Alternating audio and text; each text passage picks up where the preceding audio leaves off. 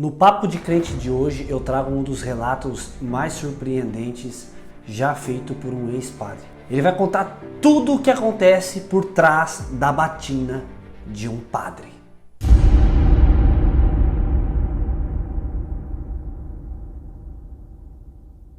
Meus amados irmãos em Cristo Jesus, mais um vídeo para todos vocês. Se você está chegando aqui agora, eu quero já te saudar com a santa paz de Deus, que a paz de Deus esteja dentro do teu coração. Amados, se você caiu aqui neste vídeo e ainda não é inscrito no canal, eu peço assim de todo o coração para você, inscreva-se aqui no canal, ativando o sininho das notificações e também deixa o joinha para este vídeo. E se vocês querem ficar um pouquinho mais por dentro da nossa vida pessoal, segue nós nas nossas redes sociais, Felipe e Avna. Um dos maiores problemas na vida das irmãs é a queda capilar. Muitas irmãs estão perdendo os cabelos, não sabem mais nem o que fazer. Mas hoje aqui neste vídeo eu vou deixar o meu WhatsApp aqui para vocês chamar eu no WhatsApp, porque nós temos uma linha de produto excepcional, irmãos, para a queda de cabelo, para o cabelo quebradiço e também para cabelos cheio de frizz. E em especial, como é novembro, lançaram uma promoção Black November, ou seja, Black Friday, que todos os produtos estão em promoção. Então entre em contato comigo por este número que eu vou explicar certinho para vocês e vou dar a solução para o teu problema capilar. No vídeo de hoje eu quero trazer um dos relatos mais impressionantes já feito por um padre, um ex-padre. Ele contou toda a sua jornada por trás da batina e tudo o que ele passou, muitas coisas que ficam escondidas. E ele soltou neste vídeo e realmente é algo chocante. Eu tenho certeza que vai deixar você impactado. Alguns dias atrás soltei alguns vídeos aqui também de ex-padre contando, falando sobre a sua vida. E muitas pessoas até desacreditaram, dizendo que era vídeo montagem, que não era verdadeiro, porque às vezes era o áudio. Mas hoje eu trago um vídeo, um relato, um testemunho de um ex-padre. Amados, assista este vídeo até o final e também compartilha com os teus amigos. Bora ver comigo então agora. Com a gloriosa paz de nosso Senhor Jesus Cristo. Meu amado, minha amada, eu sou o missionário Lourival Luiz de Souza. Eu sou atualmente membro da Assembleia de Deus na Paraíba e quero nesse momento que você possa prestar bem atenção ao testemunho que estou contando, que vou contar para você a respeito da minha vida, a respeito daquilo que Jesus fez na minha vida. Eu sou natural de Souza, na Paraíba. Ali nasci em uma família tradicionalmente católica, aquela família que não perdia a missa todo domingo, aquela família que estava dentro da Igreja Católica, participando de todos os eventos da Igreja Católica. Ali eu nasci, naquele clima bem católico, onde meus pais analfabetos tiveram 10 filhos, mas souberam educar esses 10 filhos na Igreja Católica, com primeira comunhão, na crisma, no catecismo. Meus pais nos educaram assim na Igreja Católica. Então, meus amados, eu quando cresci, tomei a firme decisão de ser padre. Agora eu quero que você entenda bem o objetivo pelo qual me incentivou a que eu fosse para o seminário para ser padre. Primeiro, eu via meus colegas da juventude e adolescência, amigos e amigas, irem ou tomarem um rumo diferente na vida, irem para as drogas, para a prostituição, para a criminalidade, para a bebedeira. Então eu disse para Deus, eu não quero este futuro para mim. Eu quero ficar longe desse mundo negro, desse mundo escuro, das drogas e por aí vai. Deus, eu quero ser padre, até porque eu não conhecia outra igreja a não ser a Igreja Católica. Com esse objetivo de ser padre para evangelizar a juventude, para tirar a juventude das drogas, da prostituição, da criminalidade, eu fui para o seminário em 1990, lá em Cajazeiras, Alto Sertão da Paraíba. Eu passei ali alguns anos no seminário, 5 anos em Cajazeiras. Lá eu fiz 2 anos de científico e fiz 3 anos de filosofia. Então, o bispo, ao terminar estes 3 anos de filosofia, o bispo me mandou para a capital, em João Pessoa, para fazer teologia. Mas quando, 1 ano e meio depois, o bispo chegou lá e disse que eu e outro colega meu teríamos sido escolhidos para ir fazer teologia em Roma, lá na Itália. E para mim, eu quero deixar bem claro para vocês que para mim foi um grande desafio, porque até então, naquele ano, em 95, quando eu fui para João Pessoa, eu não conhecia outra cidade grande. Então, para mim, foi um desafio saber a notícia que eu iria fazer teologia na Itália. Quando foi em 96, o bispo da Diocese de Cajazeiras chegou para nós, deu essa notícia. Eu disse: meu Deus, como é que vai acontecer? Eu não sei falar nem mesmo o português correto, quanto mais aprender uma língua diferente. Mas eu senti Deus dizendo para mim que eu aquietasse o coração, porque Ele estaria cuidando de nós ali e cuidaria de nós também em qualquer outro lugar onde estivéssemos. Então eu e meu colega fomos em junho de 96 para a Itália. Deveríamos fazer ali 3 anos de teologia. Quando chegamos lá na Itália, eu me deparei com mais 2 desafios. Primeiro, no Brasil, eu estudava no seminário com a média 6, ou seja, para passar por média, teríamos que tirar 6. Chegando na Itália, o reitor lá do seminário disse para nós que a média era 8. Em seguida, ele disse também que nós deveríamos aprender a língua italiana, deveríamos aprender a falar italiano em apenas 1 mês de aula, para poder ir para a faculdade aprender teologia. De modo que nós tivemos um professor de italiano em apenas 1 mês. E em 1 mês, Deus nos deu o dom de aprender aquele italiano bem popular, bem rasteiro, para poder nos comunicar com os professores, com os colegas, estudar, fazer provas e fazer trabalhos.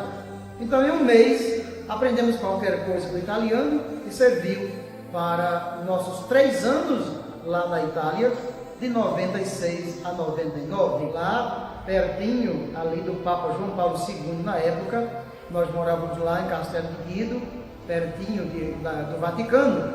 Eu recebi a notícia no dia 25 de dezembro de 97, recebi a notícia de que eu iria ser acólito, ou seja, acólito é aquele seminarista que ajuda ao padre no altar.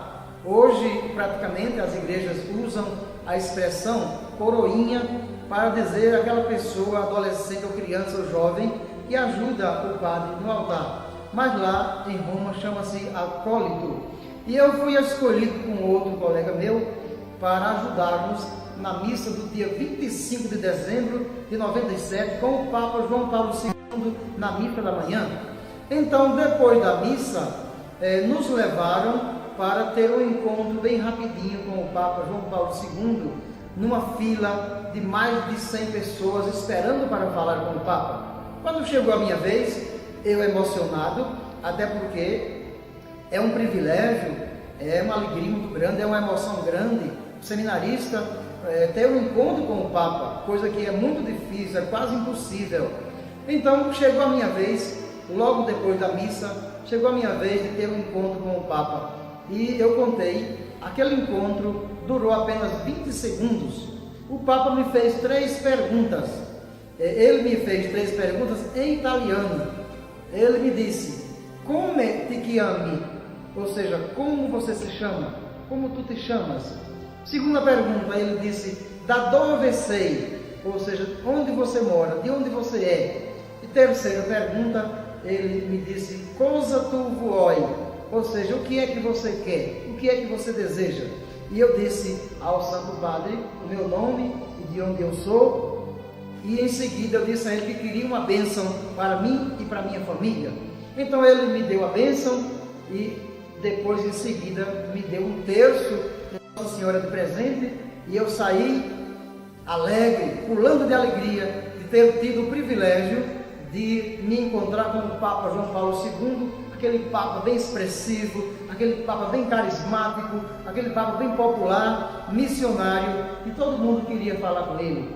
Voltei para o Brasil depois dos 3 anos de teologia, e quando foi no dia 31 de março de 2000, o bispo me ordenou diácono, e no dia 18 de junho de 2000 eu fui ordenado presbítero ou sacerdote, tanto faz na Igreja Católica, presbítero, sacerdote e padre, é a mesma coisa. Meus amados, fui ordenado sacerdote no dia 18 de junho de 2000, e logo em seguida, no mesmo ano, o bispo que me ordenou, ele foi transferido para Campina Grande, e eu fiquei um pouco desgostoso, porque o bispo que me mandara para Roma e o bispo que me ordenara diácono e sacerdote era um bispo muito amigo, um bispo, um pai, um irmão, um bispo popular que tinha os seus seminaristas como filhos. Nós amávamos aquele bispo, e logo em seguida, quando ele me ordenou, ele saiu da diocese. Para mim foi um grande desfalque. Mas este bispo, antes de sair, ele me deixou como vigário paroquial da Catedral em Cajazeiras.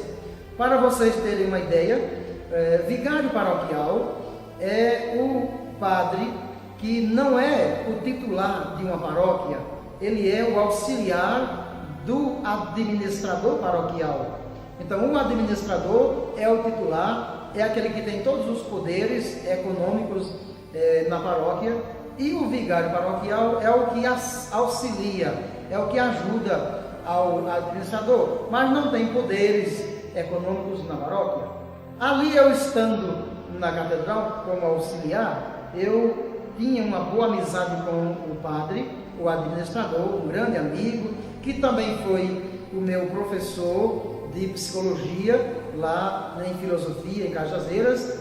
Este padre muito amigo, mas certa vez, eu quero dizer a vocês que certa vez, quando eu tive a minha primeira oportunidade de celebrar ali algumas missas sozinho, sem o padre administrador, eu fui decepcionado, porque algumas pessoas, depois da missa, ou depois de algumas missas que eu celebrei sozinho, alguns católicos, algumas católicas, vieram a mim para dizer que não estavam felizes, que não estavam gostando daquele jeito que eu estava celebrando a missa. Por exemplo, disseram a mim assim: o nosso padre, nosso administrador, ele é rigorosamente pontual. Ele começa a missa 7 horas em ponto e termina 8 horas em ponto. Ele não passa nem um minuto. E o senhor terminou a missa quase 8h30.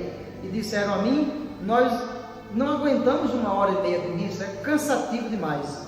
E eu disse àquelas pessoas: vocês dizem que não aguentam 1h30 de missa, mas talvez vocês aguentem passar uma noite toda nas festas do mundo, às vezes até bebendo bebida alcoólica, dançando músicas indecentes, e vocês não aguentam passar 1h30 dentro da igreja para ouvir a palavra de Deus. O padre, ele não costuma dizer nenhum texto da Bíblia no sermão, ou seja, ele não traz a Bíblia para ficar lendo a Bíblia no sermão da missa. Simplesmente ele traz o jornal e ali faz 15 minutos de sermão da missa em cima daqueles textos que já vêm prontinhos no jornal no domingo. E o senhor traz a Bíblia e fica dizendo muitos textos, de 10 a 15 ou 20 textos numa missa.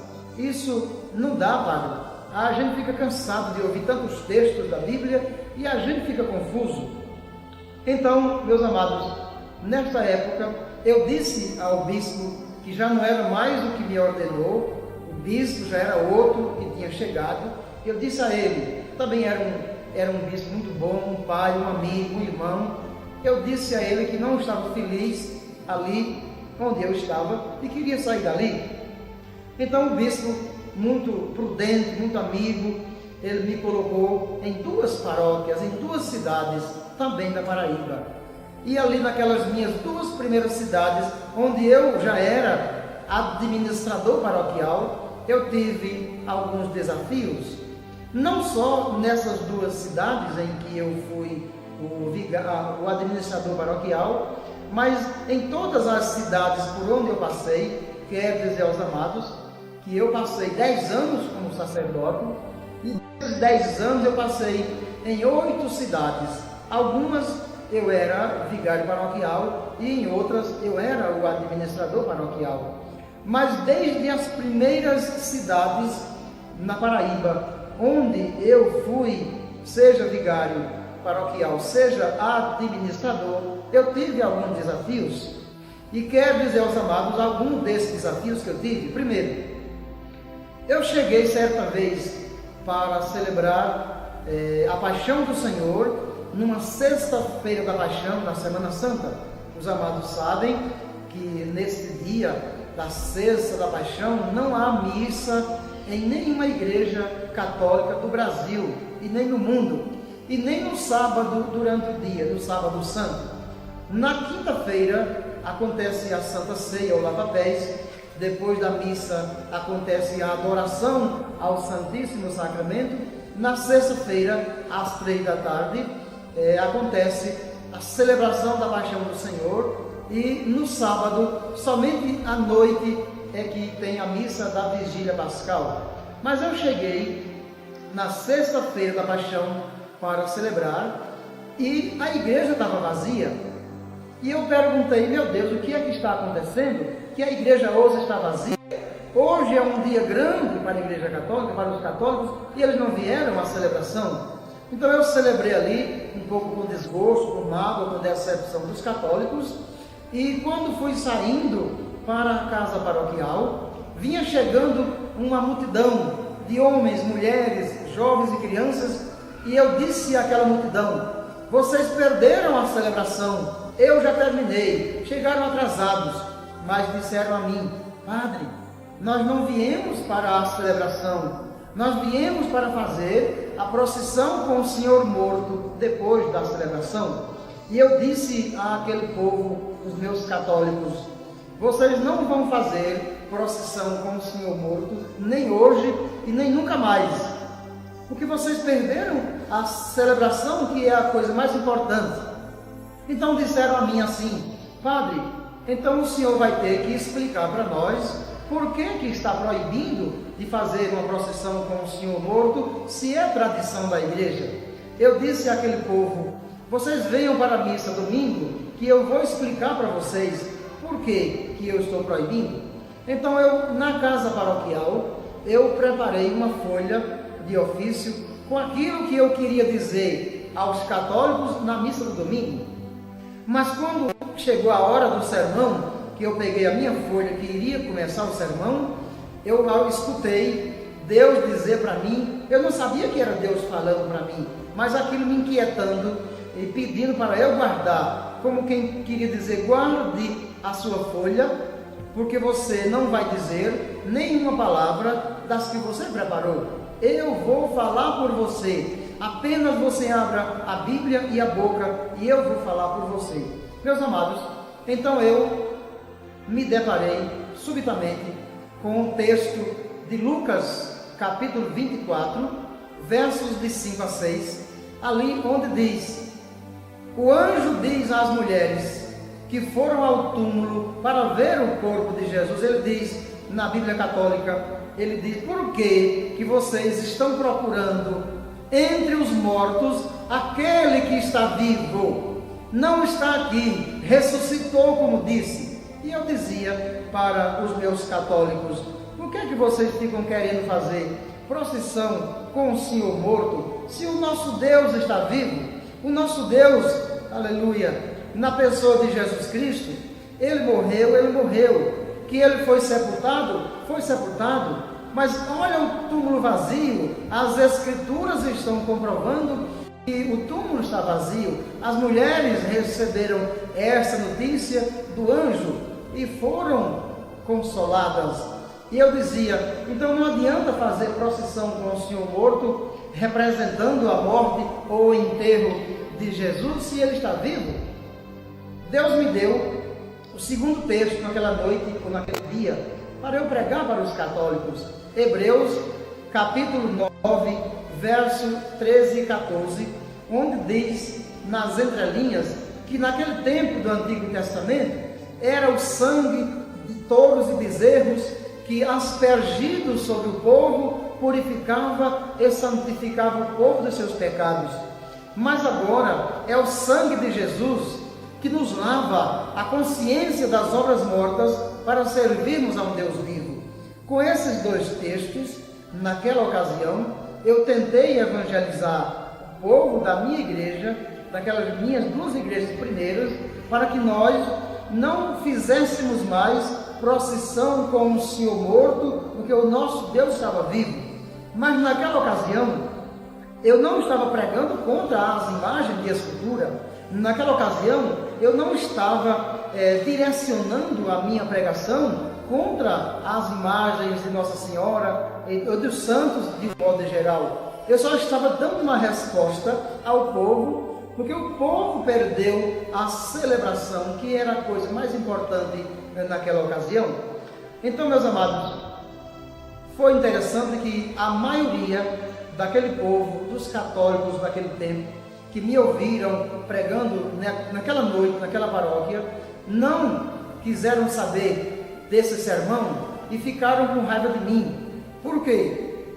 Disseram, o senhor está proibindo de fazer uma coisa que é tradição da Igreja Católica no mundo inteiro. O senhor não pode proibir. E eu pensei comigo mesmo, logo após a missa, na casa paroquial, meu Deus, por que foi que eu preguei isto?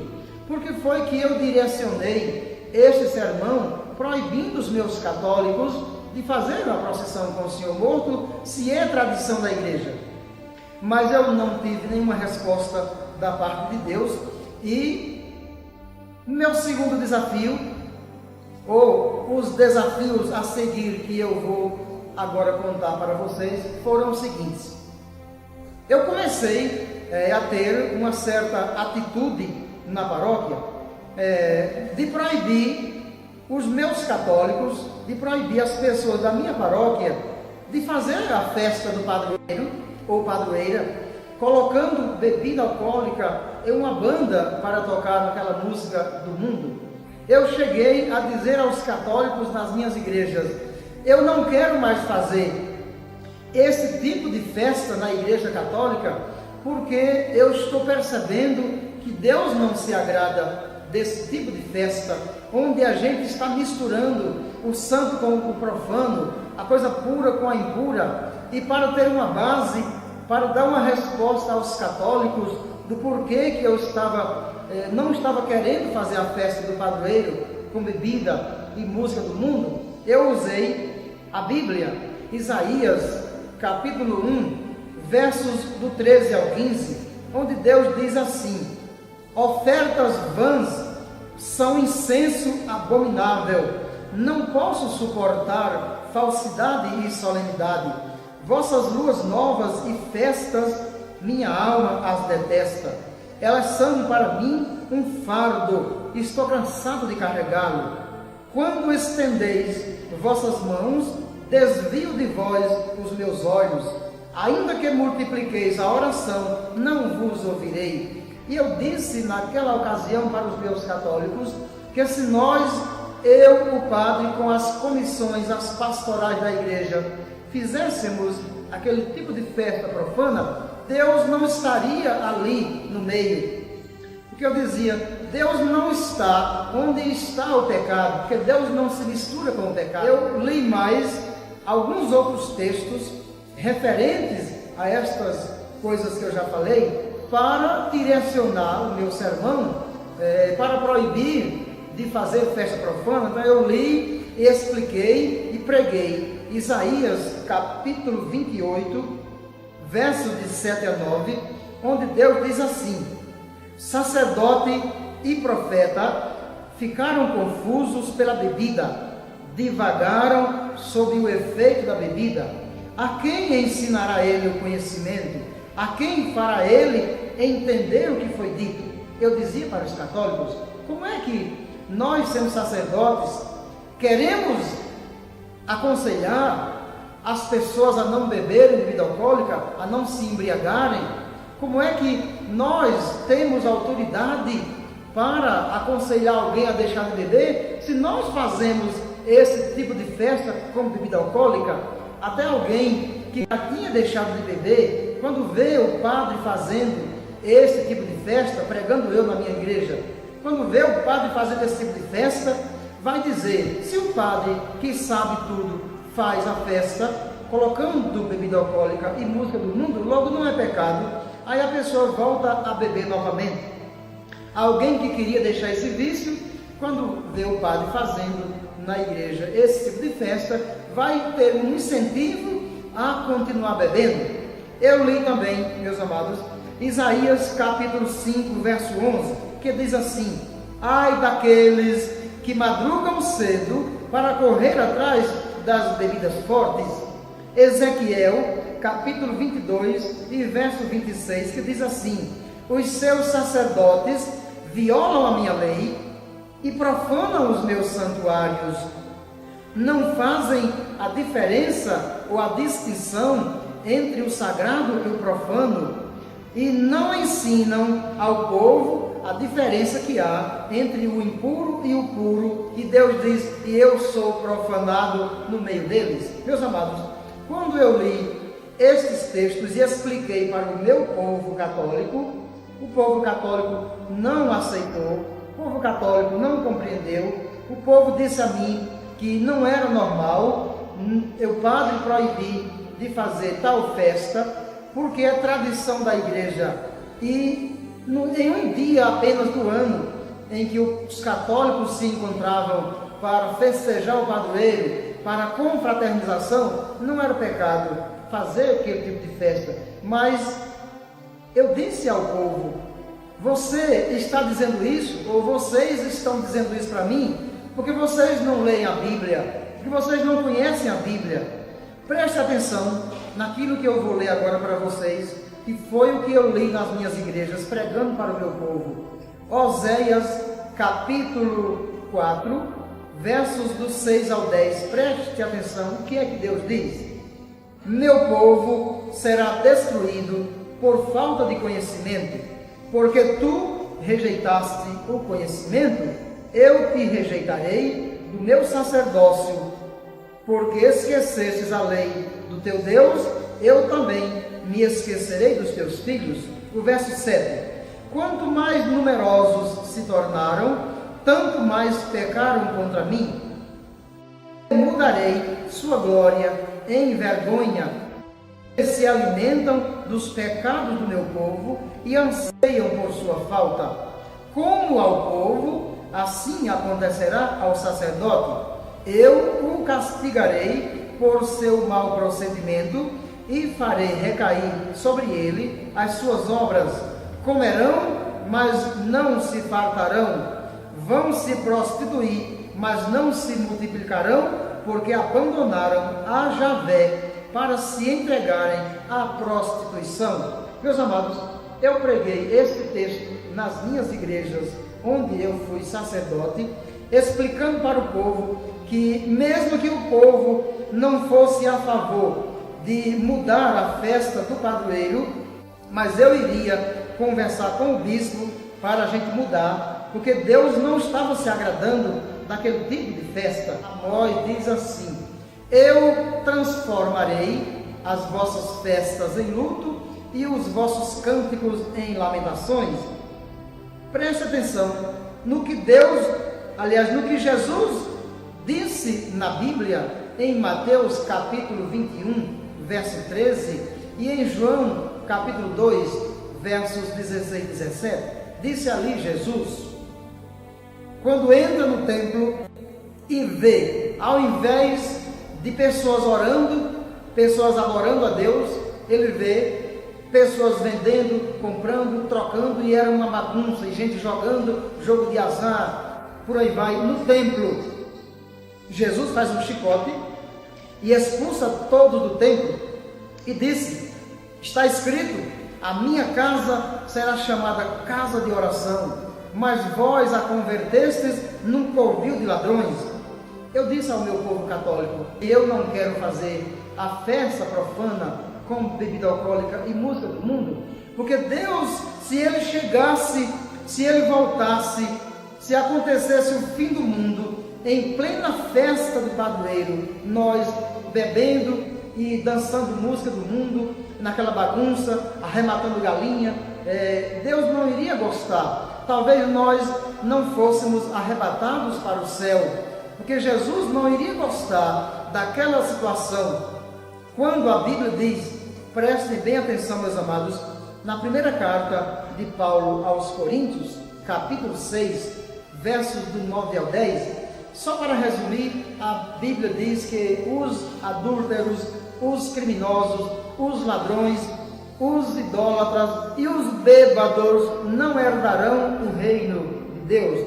A mesma coisa está escrito também na carta de Paulo aos Gálatas, capítulo 5, versos do 19 ao 21. A mesma coisa está escrito a respeito da bebida alcoólica. Então eu dizia, se Deus está dizendo na palavra, e a palavra de Deus, ela é imutável, ela é verdadeira. Se ele diz na palavra que os bêbados não herdarão o reino de Deus, então se eu que sou padre, estou favorecendo, estou promovendo a embriaguez às pessoas, então eu sou o primeiro a não ir para o céu, porque fui eu o culpado de alguém se embriagar. Meus amados, mas eu não tive ali, com aquela pregação a respeito das bebidas alcoólicas, eu não tive respaldo, eu não tive a aceitação da maioria. Eu perguntava na paróquia, em uma missa onde tinha 300 ou 400 pessoas participando, eu perguntava, quem é a favor de que eu tire as festas profanas da nossa igreja? Levante a mão. E eu via apenas meia dúzia ou 10 pessoas no máximo a meu favor, a maioria contra mim, porque diziam assim, padre, se o senhor não fizer a festa, o leilão do padroeiro, com bebida alcoólica e música do mundo, o povo não vem e não vai dar dinheiro para a igreja. E eu dizia, eu prefiro 10 pessoas santas que aceitem o evangelho, eu prefiro R$1.000 de lucro do que 1 milhão de pessoas que vêm só para beber, ou R$1 milhão, dinheiro amaldiçoado com a venda de bebida alcoólica. Eu não tive respaldo, não tive aceitação e não tive como acabar a festa profana das minhas igrejas onde eu fui padre. Mas preste bem atenção que depois desse tema, as festas profanas da igreja, eu fui inquietado por Deus a discutir, a pregar nas missas um outro tema que deixou o povo confuso. Eu já falei no início que comecei a proibir as procissões com a imagem do Senhor morto e o povo não aceitou. Eu tentei proibir uma outra procissão com a imagem de Padre Cícero lá do Juazeiro do Norte, que é tradição em algumas cidades da Paraíba, ali vizinha ao Ceará. É também tradição de fazer, de celebrar Padre Cícero do Juazeiro do Norte. E eu cheguei a pregar nas minhas igrejas, dizendo que se nós continuássemos a fazer procissões com as imagens dos padroeiros, as imagens de escultura de Nossa Senhora ou de qualquer santo, de Frei Damião, Padre Cícero ou de qualquer pessoa que fosse considerado um mártir ou um defensor da fé, canonizado ou não pela Igreja Católica, nós não iríamos para o céu, porque a Bíblia diz bem claro, em algum texto que eu já citei, primeira carta de Paulo aos Coríntios, capítulo 6, versos do 9 ao 10, diz que o idólatra não vai para o céu. Apocalipse, capítulo 21, verso 8, diz a mesma coisa. Então eu comecei a fazer uma pregação para os meus católicos a respeito das imagens de escultura, e eu disse: meus amados católicos, eu estou lendo na Bíblia Católica alguma coisa que está me inquietando, alguns temas que eu estou lendo na Bíblia Católica que eu nunca vi ninguém pregando. Para mim é uma surpresa. Então eu comecei, meus amados, desde Gênesis capítulo 31, verso 19 seguintes, onde a primeira vez que fala a palavra ídolos na Bíblia. Por exemplo, o episódio foi o seguinte: Jacó, quando sai da casa de seu sogro Labão, Jacó leva suas esposas e seus filhos, e Raquel rouba de seu pai Labão pequenas estatuetas dos ídolos dele, dos deuses dele, e vai embora. Labão sente falta desses ídolos, dessas pequenas estatuetas, e vai atrás de Jacó para trazer seus ídolos de volta, e reclama com Jacó, dizendo: além de você roubar minhas filhas e meus netos, rouba também os meus deuses. Mas Jacó, não sabendo que Raquel tinha roubado as estátuas, Jacó disse: quem roubou as estátuas de Labão vai morrer. Se eu encontrar de posse dessa pessoa essas estátuas, então a pessoa vai morrer. Então Raquel, com medo de morrer, colocou-as dentro de um saco, sentou em cima do camelo, em cima dessas estátuas, para o pai dela não encontrar, e ele, não encontrando, foi embora. Instalaram-se em Siquém, e um dia, no capítulo 35 de Gênesis, verso de 1 a 5, Deus apareceu a Jacó e disse que ele saísse dali e fosse para Betel, e ali construísse um altar para adorar a Deus, o Deus verdadeiro. Mas Jacó, na minha interpretação, eu não vou ler o texto porque é longo, Jacó deu uma passada na tenda da sua família e disse a todos: quem tem estátuas, quem tem esses ídolos, quem tem imagem de escultura, traga para cá tudo. Jacó pegou todas as imagens de escultura, todas as estatuetas e ídolos e enterrou. E dali em diante Jacó pegou sua família e foi para Betel. Quando Jacó sai com sua família de Siquém, Deus castigou todas as cidades circunvizinhas, mas a família de Jacó, o povo que Jacó guiava, foi ileso, saiu ileso, sem sofrer nenhum castigo, nenhum dano. E lá em Betel construíram um altar a Deus, adoraram a Deus, depois de se purificar da idolatria. E eu disse para os meus católicos: eu estou lendo na Bíblia que Deus quer que nós façamos a mesma coisa. Deus quer que nós nos purifiquemos, nos santifiquemos da idolatria, desses ídolos, das imagens que nós temos, porque está na Bíblia. Quero que você pegue a sua Bíblia. Se você ainda não pegou a sua Bíblia, você que está me ouvindo nesse meu testemunho, quero dizer a você que eu não estou direcionando esse testemunho para afrontar a Igreja Católica, para falar mal de ninguém. Estou testemunhando aquilo que aconteceu na minha vida, que foram desafios, e aquilo que Jesus fez na minha vida. Ele me inquietou para eu pregar, e eu comecei a dizer: Êxodo capítulo 20, versos do 4 ao 6, e Deuteronômio capítulo 5, versos do 8 ao 9, onde Deus diz bem claro, nesta Bíblia Católica que eu estou usando, que é a Bíblia de Jerusalém, onde nessa Bíblia, que é a mais usada pelos padres e bispos da Igreja Católica, porque é uma Bíblia que tem notas de rodapé, tem comentários, tem índices, tem paralelos. Diz essa Bíblia em Êxodo 20, de 4 ao 6, Deuteronômio 5, do 8 ao 9, Deus disse: não farás para ti imagem de escultura de nada que se assemelhe ao que está acima nos céus, embaixo na terra ou nas águas. E eu disse: meu Deus, o Senhor está proibindo de fazer imagens de escultura, mas a minha igreja, a igreja que eu amo, a igreja que eu sirvo, a igreja que eu sou padre nela, a minha igreja está cheia de imagens. E o que é que eu devo fazer? Deus disse: continue pregando, porque este é o caminho. Preste atenção, aquilo que eu vou dizer logo em seguida, que no capítulo 4 de Deuteronômio, versos de 15 a 18, Deus disse uma coisa interessante, para mostrar para nós que Ele não tem forma material, e não tendo forma material, que nós não devemos fazer imagem nem de homem, nem de mulher, e muito menos imagem de Deus. Presta atenção, o que é que Deus diz em Deuteronômio 4, de 15 a 18? Vocês não viram nenhuma forma, desde que falei no Horebe, no meio do fogo.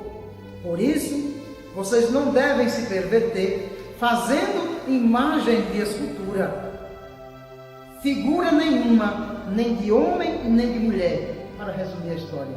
E eu disse: meu Deus, o Senhor proíbe de fazer imagem do Senhor, que é Deus, mas nas nossas igrejas tem imagem do Sagrado Coração de Jesus, tem imagem do Menino Deus, tem imagem do Pai das Misericórdias, tem imagem do Pai Eterno, tem imagem da Santíssima Trindade. E aí, meu Deus, quem é que está com a razão?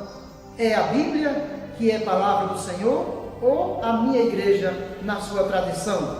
Deus continuou me inquietando e dizendo para mim: apenas comece, ou seja, apenas continue a pregar, e eu falarei por você. Meus amados, eu disse aos meus católicos, já que eu estou encontrando na Bíblia estes textos, palavra de Deus, contra as imagens de escultura, eu quero dizer para vocês que na Bíblia está escrito também Deus mandando queimar e quebrar as imagens de escultura. Preste atenção, Deuteronômio capítulo 7, versos 5 e versos 25 e 26, onde eu vou resumir dizendo que Deus disse: as imagens de escultura de seus deuses queimarás a fogo. Por quê? Disse Deus: elas são uma abominação ao Senhor teu Deus, de modo que não coloque na sua casa uma abominação, para você não ser anátema. E eu disse: meu Deus, quer dizer então que eu, como padre, sacerdote, eu estou sendo idólatra e levando o meu povo a ser um povo abominável, a ser um povo anátema, além de mim? O que é que eu devo fazer? Deus só dizia para mim, para eu continuar a pregar aquilo que Ele mandava. E eu li Deuteronômio capítulo 27, verso 15, onde Deus diz: maldito o homem que fizer imagem de escultura ou de fundição. E eu disse: o Senhor está dizendo maldito e não bendito, portanto, quem faz é maldito. Imagine quem se ajoelha diante dessas imagens, diante desses ídolos. Eu disse: meu Deus, me dê força, porque esse tipo de pregação que eu estou fazendo na Igreja Católica, esse tipo de pregação vai deixar o povo confuso, porque o meu povo católico, dizia eu, não tem Bíblia, ou seja, não traz a Bíblia para a igreja, não me acompanha nos textos que eu estou pregando. Eu não vejo os católicos lendo Bíblia. O que é que vai ser de mim, Senhor? Vou deixar o povo confuso? Deus disse em Isaías capítulo 30, verso 22, que é a mesma coisa que ele diz em Ezequiel capítulo 20, versos do 7 ao 40. Ele diz ali diversas vezes que as imagens de escultura ou os ídolos são coisas imundas. Portanto, eu disse: eu não quero me tornar um imundo também. Se eu não quero me tornar imundo, eu quero que o meu povo também siga o mesmo caminho que eu vou seguir. Um povo sem idolatria, um povo santo, um povo puro, um povo que obedece à palavra de Deus. Eu vou continuar pregando, porque eu sei que Deus está comigo, eu não devo temer. Preste atenção, meus amados, aquilo que eu preguei também nas minhas igrejas a respeito das imagens. O Salmo 115, versos do 3 ao 8, que diz assim, que as imagens de escultura têm olhos, mas não veem, tem boca, mas não falam, tem nariz, mas não cheiram, têm ouvido, mas não ouvem, têm mãos, mas não apalpam, têm pés, mas não andam, e envergonhados ficarão os que fabricam e os que confiam nelas. E eu disse, meu Deus, até agora, até então, mesmo pregando contra as imagens de escultura, mas eu aprendi na minha família, eu aprendi dos meus antepassados, que é bom a gente ter uma imagem de devoção, seja de São Francisco, de Nossa Senhora de Fátima, de São José, de Santo Antônio, de Santa Luzia. Mas o Senhor agora está me dizendo na Bíblia que eu não devo confiar em nenhuma imagem. Preste atenção, meu amado. O que é que Deus diz? Isaías, capítulo 44, versos do 9 ao 11. Eu vou resumir isso que Deus diz em Isaías 44, do 9 ao 11, dizendo o verso 11, Deus fala que vão ficar envergonhados os devotos das imagens e os seus artífices. E em Isaías, capítulo 45 e verso 20, Deus diz que são ignorantes ou não têm conhecimento os que carregam as suas imagens de escultura e rogam a um Deus incapaz de salvar. E Jeremias capítulo 10, versos do 1 ao 5, Deus diz que as imagens não podem fazer nem o bem e nem o mal. Eu entendi que Deus estava dizendo para mim, naquele momento, continuar pregando a respeito das imagens de escultura, porque é a coisa por excelência que irritava a Deus, era a coisa que fazia inflamar a ira de Deus contra o povo, era a idolatria. Então eu preguei dizendo Isaías capítulo 40, verso 18, Isaías 46, versos do 4 ao 7, e Atos dos Apóstolos, capítulo 17, verso 29, onde ali, resumidamente, está dizendo, Deus diz, até a vossa velhice eu serei o mesmo. Com quem vocês vão me comparar? Que imagem vocês vão arranjar de mim? E Paulo disse em Atos dos Apóstolos 17, 29, ele diz que nós somos da raça de Deus. Por isso nós não devemos pensar que Deus seja semelhante à prata, ao ouro, à madeira ou à pedra, artifícios de mãos humanas. E eu disse, até agora, Senhor, eu era assim, eu confiava nas imagens, eu era devoto das imagens e levava o meu povo a ser devoto das imagens, porque eu não conhecia a Bíblia antes. Mas agora, meu Deus, eu não vou mais querer ser idólatra, porque eu estou conhecendo a palavra, eu estou conhecendo a verdade. E diz a palavra em João 8,32, e conhecereis a verdade, e a verdade vos libertará. E eu naquele momento, eu queria ser liberto por Jesus Cristo, pela sua palavra. Eu queria que Ele me purificasse. Eu não queria mais carregar um Deus de madeira ou de gesso dos meus ombros. Eu queria deixar que o meu Deus me carregasse nos braços dele. Mas o povo católico não entendeu. E o povo dizia para mim, como é que o senhor está proibindo de nós termos imagem de escultura? Como é que o senhor está proibindo de fazer procissão? Se Deus na Bíblia mandou fazer imagem de escultura. Deus mandou fazer certas imagens de escultura na Bíblia, mas não foi para o uso de idolatrar, não foi para se ajoelhar diante delas, não foi para alguém estar fazendo pedidos a elas, não foi para fazer procissão com essas imagens no ombro. Por exemplo, Deus lá em Êxodo 25, do 10 ao 16, mandou fazer a Arca da Aliança, e ali na Arca estava guardado o Decálogo, ou seja, os 10 mandamentos. Êxodo 25, do 10 ao 22, Deus mandou fazer imagens de querubins, assim como está escrito também em 1 Reis 6, do 23 ao 28. Mandou fazer imagem de querubins para colocar na tampa da Arca da Aliança, para proteger a Arca da Aliança e Deus se assentar ali sobre os querubins. Mas Deus não mandou que idolatrasse aqueles querubins.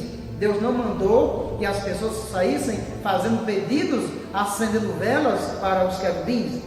Lá em Números capítulo 21, versos do 4 ao 9, Deus mandou fazer a serpente de bronze, porque o povo estava murmurando contra Deus, dizendo que era melhor ter morrido no Egito, porque nesse lugar estamos morrendo de fome e de sede.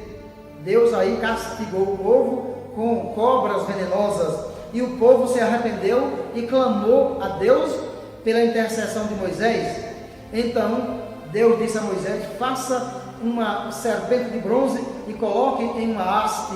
Todo aquele que for picado de serpente venenosa olhará para a serpente de bronze e ficará curado. Mas não era a serpente que curava, e o povo também naquele tempo ali não estava usando a serpente como uma imagem de escultura para fazer procissão, como um Deus. Era um sinal que Deus deu para Deus curar o povo. Ou seja, o povo, olhando para a serpente de bronze, se lembrava que tinha murmurado contra Deus, mas tinha se arrependido e Deus curava, que Deus perdoa. Preste atenção, qual foi o final dessa serpente de bronze? Diz em 2º livro dos Reis, capítulo 18, verso 4, que quando Ezequias tomou posse do reinado, ele recebeu a visita de Deus, mandando destruir aquela serpente de bronze, porque o povo tinha idolatrado a serpente de bronze. O povo estava oferecendo incenso à serpente de bronze. Preste atenção, meus amados, eu preguei essas coisas na minha igreja. Eu preguei que era para nós, a partir daquele momento, tirarmos todas as imagens de escultura das nossas igrejas, que não estávamos mais agradando a Deus. Preste atenção, o que é que diz em Sabedoria? Sabedoria é um livro apócrifo que faz parte do 2º cânon das Escrituras. Sabedoria, capítulo 13, versos do 10 ao 19. Deus diz que as pessoas põem a esperança em seres mortos. E Sabedoria, capítulo 14, versos de 7 a 14, diz que a ideia de fazer ídolos corrompeu a vida. Sabedoria, capítulo 14, verso 27, diz assim: o culto aos ídolos inomináveis é princípio, causa e fim de todo mal. Oséias, capítulo 4, verso 12, Deus diz: o meu povo consulta um pedaço de madeira, e um espírito de prostituição os desviou. Ou seja, aquela forma de consultar uma imagem de madeira, Deus diz que aquilo ali é um espírito de prostituição que desvia o povo dos caminhos de Deus. Abacuque, capítulo 2, e o verso 18, diz que o ídolo é um mestre de mentiras. Quando fala das imagens de escultura, diz que o ídolo é um mestre de mentiras. Preste atenção, o que é que a Bíblia diz em Josué, capítulo 24, versos do 2 ao 3, diz que Abraão foi tirado dali, de Ur da Caldeia, da Mesopotâmia, do meio da sua família que era idólatra. O pai de Abraão, de Nacor, que era Taré, toda a família de Abraão era idólatra. E Deus chamou Abraão da idolatria para formar um povo santo, um povo pertencente a Deus.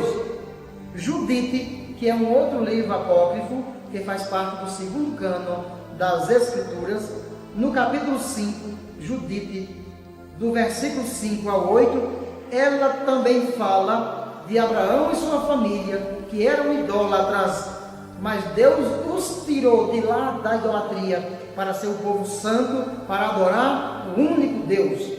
Romanos, capítulo 1, versos do 18 ao 32, que eu não vou ler porque é comprido, Deus está dizendo ali pela boca de Paulo, apóstolo, algo a respeito da idolatria. E diz bem claro que a idolatria é a pessoa adorar e servir a criatura no lugar do Criador, que é bendito para sempre. Eu disse aos meus católicos, Deus está falando isso para nós. Não é possível que nós não leiamos estas coisas que estão na Bíblia Sagrada e não obedeçamos à voz de Deus? Eu disse para os católicos, a partir do conhecimento da Bíblia Sagrada, nós vamos deixar a idolatria, nós vamos deixar de fazer procissão com imagem de escultura, porque diz bem claro no Catecismo da Igreja Católica, no número 2113, diz assim: a idolatria não diz respeito somente aos falsos cultos do paganismo, como os deuses dos cananeus, dos filisteus, dos sidônios, dos efésios, dos egípcios, de modo geral. A idolatria consiste em divinizar o que não é Deus, é venerar e honrar a criatura em lugar de Deus, quer se trate de deuses ou dos antepassados. Meus amados, esta pregação que eu fiz na minha igreja não agradou aos católicos. Pelo contrário, deixou os católicos confusos e alguém com raiva de mim. Mas uma coisa aconteceu, meus amados. Eu dizia, vocês estão sem querer acreditar em mim. Mas se vocês quiserem acreditar em mim, que essas coisas estão na Bíblia, comprem uma Bíblia e tragam a Bíblia para a igreja. Na hora da missa, eu vou ler os textos e vocês vão acompanhar. Ora, mas numa igreja de 300 ou 400 católicos que participavam da missa, apenas 10 ou 12 católicos compravam a Bíblia e começavam a ler a Bíblia. Mas de repente, 2, 3 meses depois, eu sentia falta daqueles católicos e eu ia lá na casa das pessoas e dizia: você abandonou a igreja por quê?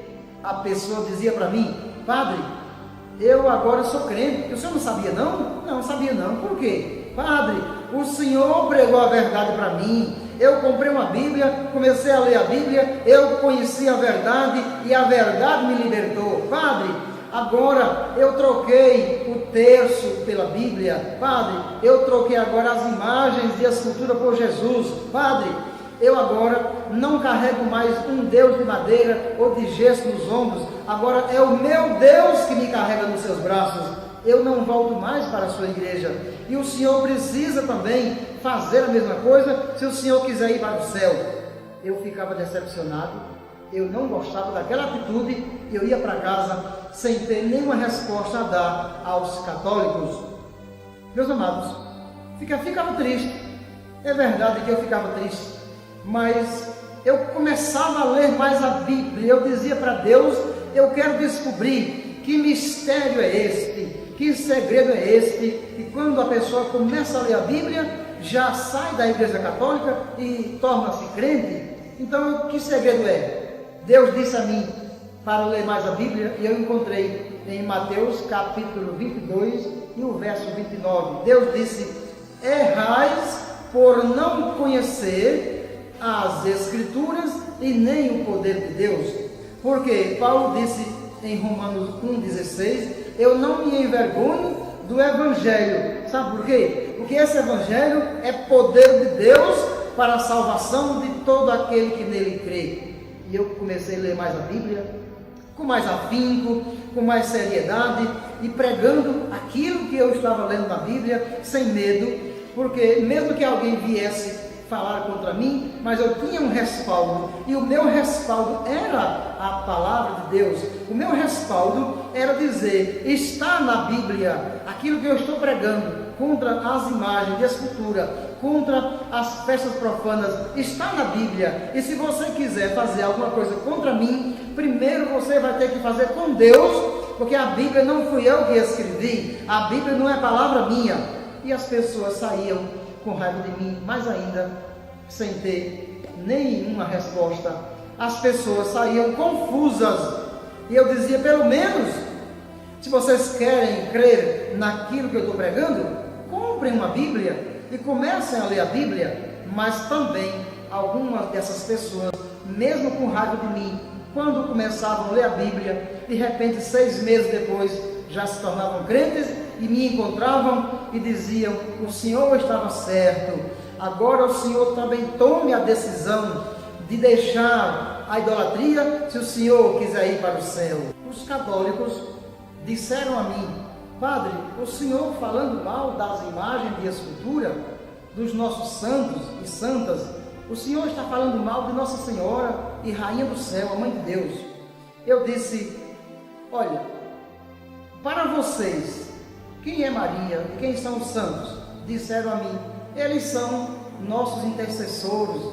Maria é intercessora, é nossa advogada, nossa protetora, nossa medianeira. E eu disse, porque vocês não estão lendo a Bíblia? Porque a Bíblia diz, 1 Timóteo, capítulo 2, verso 5, diz que não há outro mediador entre Deus e os homens, a não ser Jesus Cristo. Ele é o único mediador entre Deus e os homens.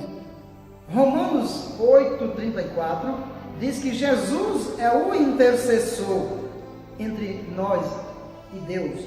E diz em 1ª carta de João, capítulo 2, verso de 1 a 2, que Jesus é o advogado, assim como em Hebreus, capítulo 7, versos 25 e 26, Hebreus, capítulo 8, verso 6, Hebreus, capítulo 9, verso 15, Hebreus, capítulo 12, verso 24, dizem que Jesus é o mediador, é o intercessor e o advogado. Não diz que é Maria, não diz que é nenhum outro santo nem santa, é só Jesus por excelência. E Jesus diz em João 14, verso 6, disse, eu sou o caminho, a verdade e a vida, ninguém vem ao Pai senão por mim. Jesus disse em João 14, versos do 13 ao 14, e João 16, 23, ele disse, tudo o que pedirdes ao Pai, em meu nome eu farei. Ele não disse em nome de Maria, em nome de Pedro, de Sebastião, de Esperito, de José, de Antônio, em nome de nenhuma outra pessoa, em nome dele. E ele disse em João 16, 24, até agora vocês não pediram nada em meu nome. Meus amados, mas tem uma coisa que eu quero dizer a vocês também, é que nós, ora, eu quando era católico, eu já não falava mal de Maria, e agora, principalmente, conhecendo as Escrituras, eu não falo mal de Maria e crente nenhum fala mal de Maria. Sabe por quê? A Bíblia diz em Lucas 1, 28 que ela é agraciada, ela é cheia de graça. Maria foi escolhida para ser a mãe do Salvador. Então ninguém pode falar mal daquela que foi a mãe do Salvador. Diz em Lucas 1, 42, Isabel diz para Maria, tu és bendita entre todas as mulheres. Lucas 1, 48 diz, todas as gerações me chamarão bem-aventurada, porque o Todo-Poderoso fez grandes coisas a meu favor. Ora, todos esses atributos que a Bíblia diz a respeito de Maria, dão a entender que nós a respeitamos, ou devemos respeitá-la, que nós respeitamos o nome de Maria, porque ninguém melhor do que ela disse sim. Mas uma coisa que Maria disse na Bíblia é o seguinte, Lucas 1, 38, Maria não disse ali que era a Senhora ou a Rainha do Céu, pelo contrário, Maria disse, eu sou a serva do Senhor, faça-se em mim a tua vontade. Maria não disse que era a Senhora nem Rainha do Céu. Meus amados, preste atenção naquilo que eu vou dizer.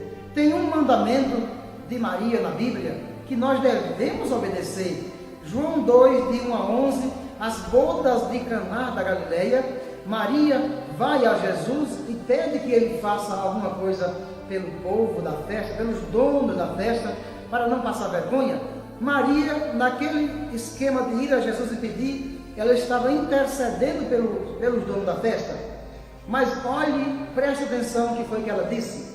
João 2,5, fazei tudo o que ele vos disser. Ela não disse, fazei tudo o que eu disser. É o que ele, apontando para Jesus o Salvador, o poderoso, aquele que faz milagre, o dono da nossa vida, ele que sabe tudo, conhece tudo e pode tudo, disse para a gente confiar nele e pedir só a ele.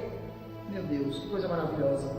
Eu preguei também algumas coisas a mais que os católicos também não aceitaram nas minhas paróquias. Eu preguei dizendo que Jesus tinha mais irmãos, que Jesus teve irmãos e irmãs E esses irmãos e irmãs de Jesus não eram filhos de Zacarias com Isabel, e nem primos de Jesus, eram filhos de Maria e José. Porque Mateus 1,18, Maria casada com José, José esposo de Maria, de modo que os casais naquela época, quando não tinham filhos, eram amaldiçoados.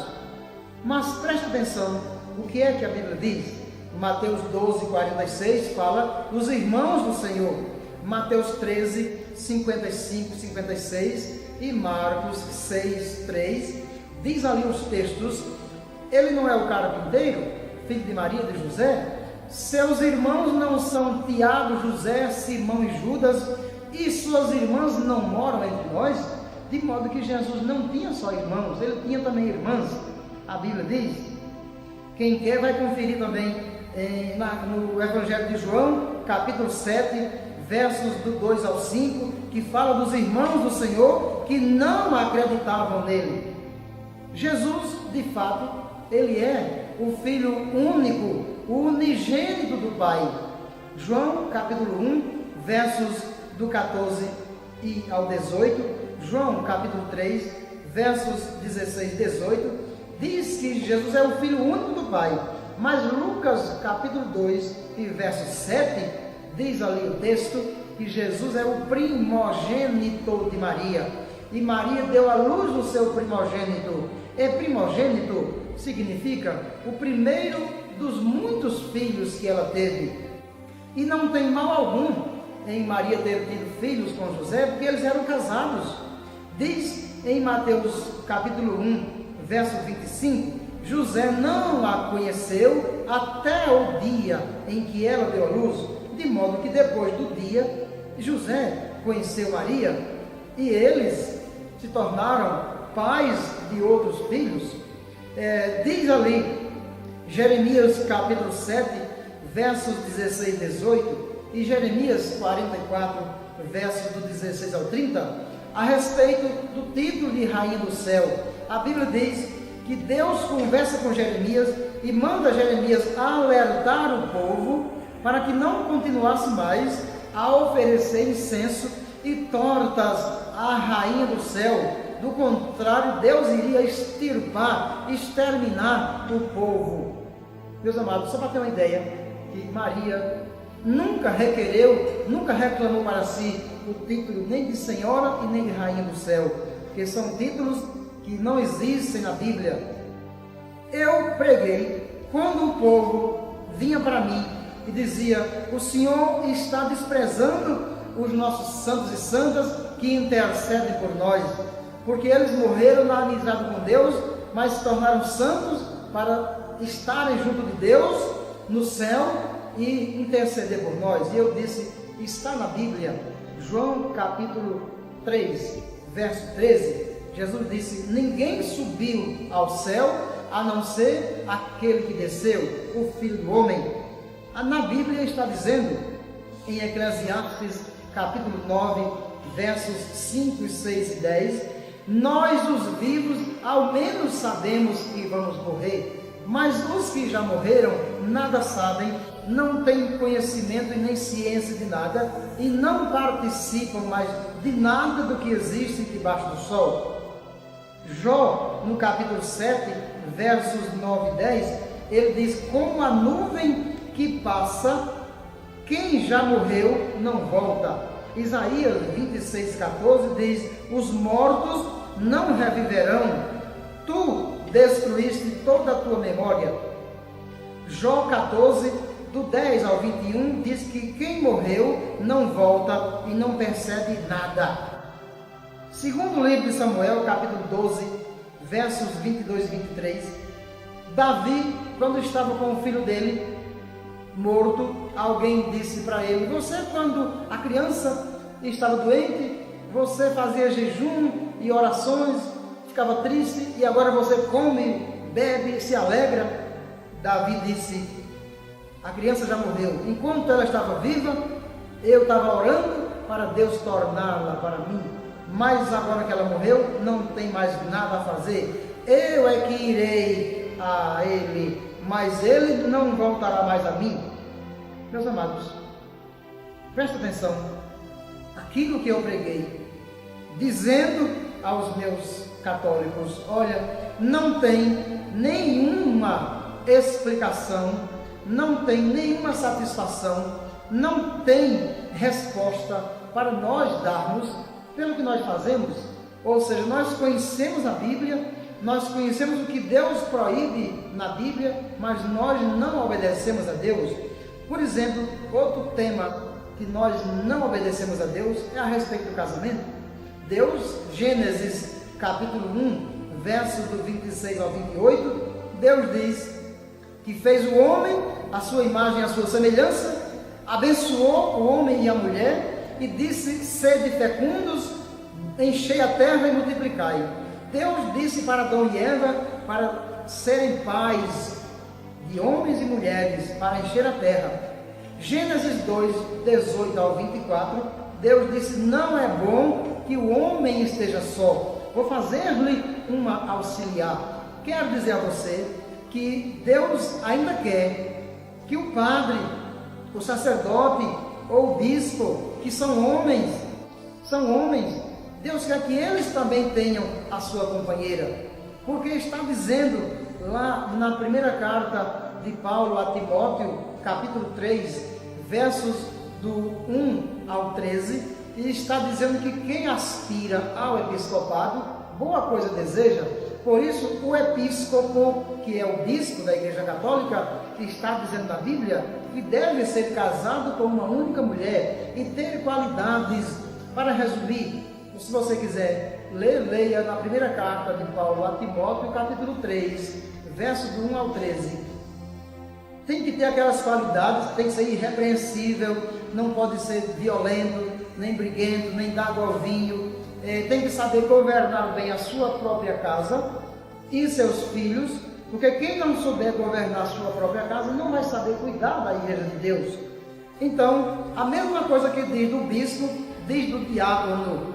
E na carta de Paulo a Tito, capítulo 1, versos de 5 a 9, a mesma coisa que diz do bispo e do diácono, diz também do presbítero, que é o sacerdote, que deve ser casado com uma única mulher. Mas também já no Antigo Testamento se dizia isso. Por exemplo, Levítico, capítulo 21, versos 7, 13, 14 e 15, Deus diz que é para o sacerdote casar com uma mulher virgem. Ezequiel, capítulo 44, versos 21 e 23, Deus manda que o sacerdote seja casado com uma mulher virgem.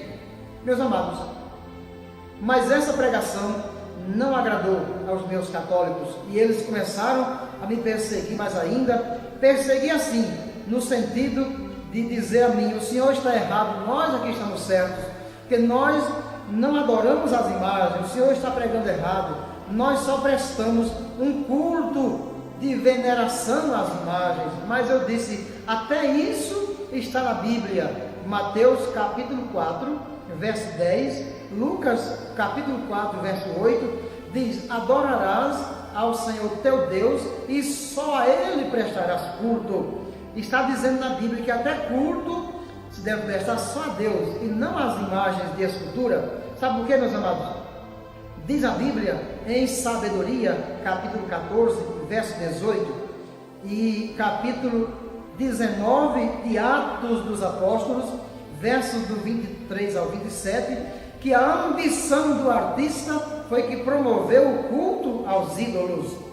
Baruque, que é um outro livro apócrifo que faz parte da segunda lista, do segundo cano das Escrituras, diz Baruque, no capítulo 6, verso 15, diz assim: como o vaso quebrado perde a utilidade, assim os ídolos instalados nos templos.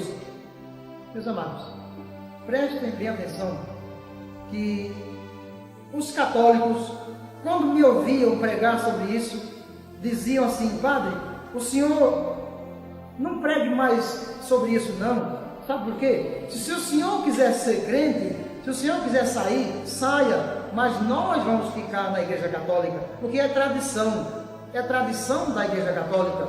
E eu disse: verdadeiramente é tradição da Igreja Católica, não é mandamento de Deus.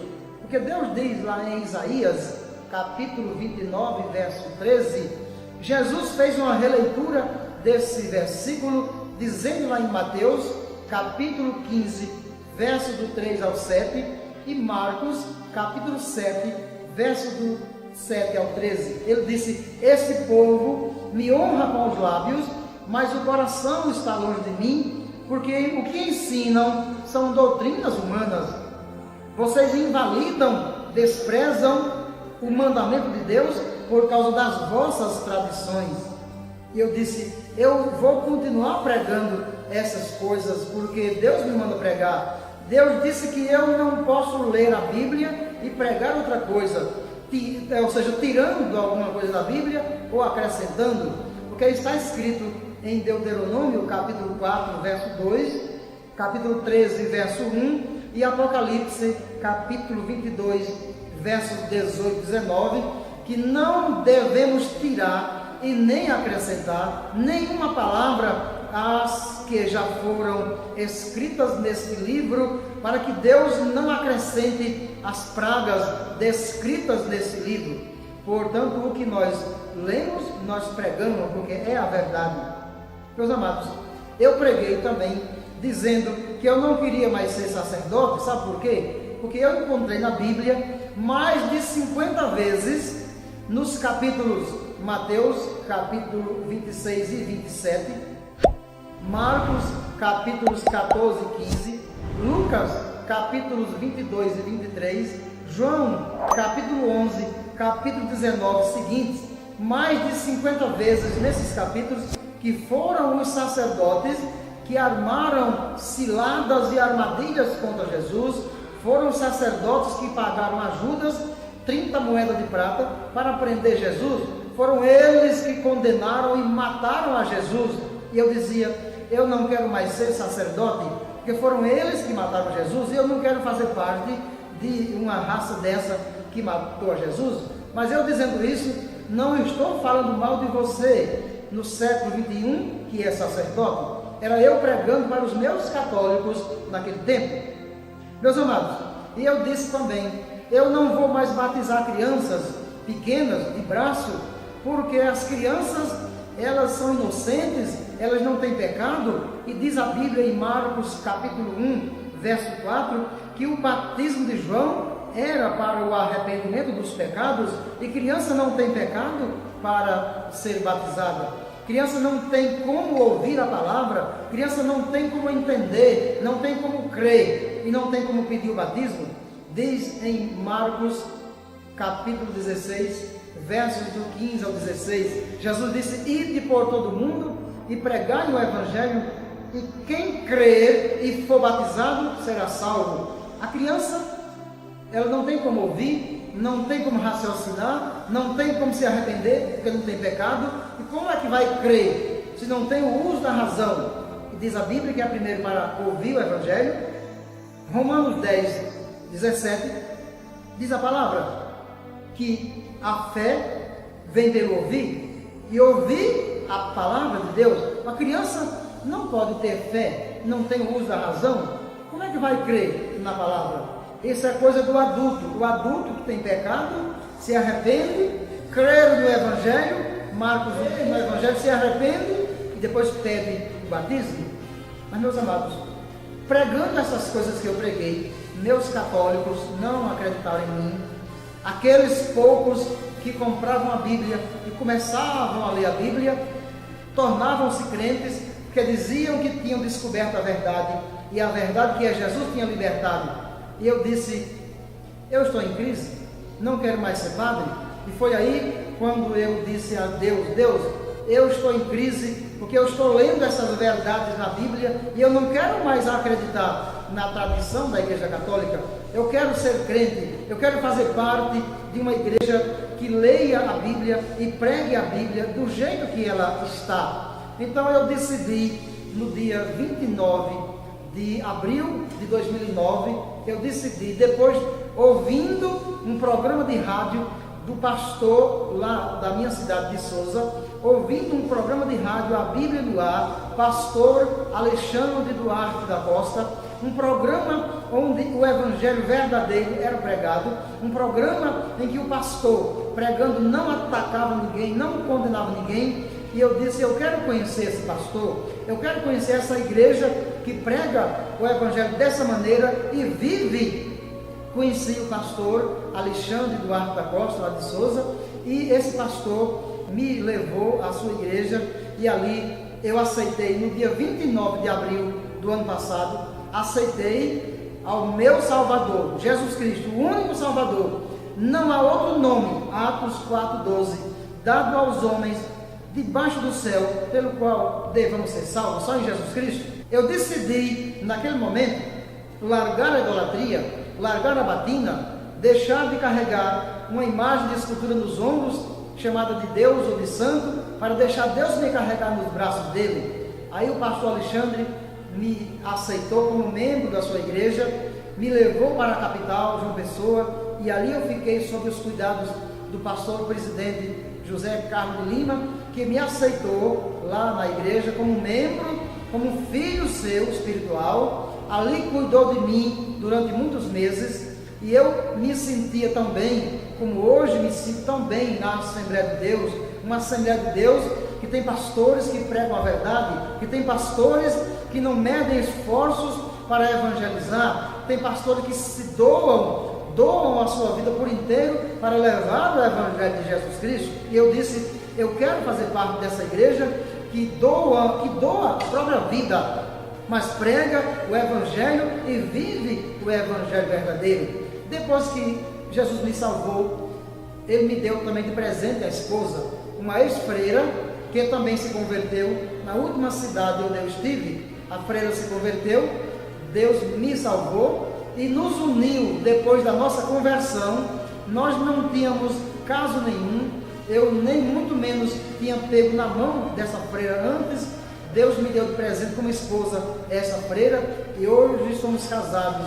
O nome dela é Maria de Fátima, e vocês vão ter também a oportunidade de ouvir o testemunho dela. Mas nestas minhas poucas palavras, eu quero agradecer a vocês que estão assistindo, essa paciência que tiveram comigo em assistir este DVD, o meu testemunho. Quero dizer para você que se você também quiser aceitar a Jesus Cristo como seu único Salvador, o caminho é Jesus, a verdade é Jesus, a vida é Jesus.